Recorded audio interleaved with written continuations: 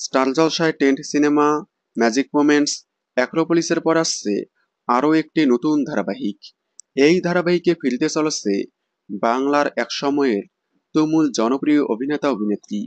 প্রায় 8 থেকে 10 বছর পর আবারও নতুন ধারাবাহিকের মাধ্যমে কামব্যাক করছেন তারা।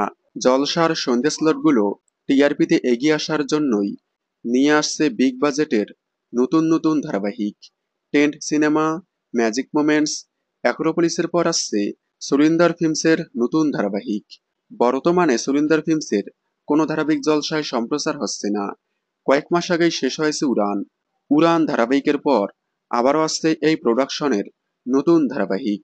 ধারাবাহিকে প্রধান নায়িকার ভূমিকায় দেখা যাবে জনপ্রিয় অভিনেত্রী রনিতা দাসকে, যাকে ইষ্টিকুটুমে দেখা গিয়েছিল।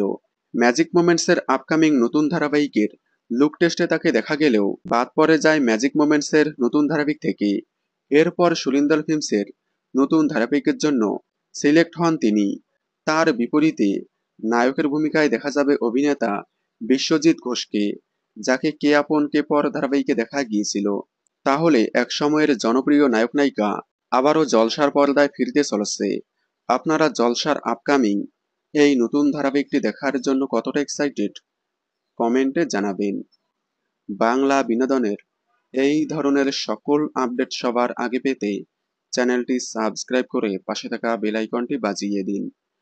ধন্যবাদ।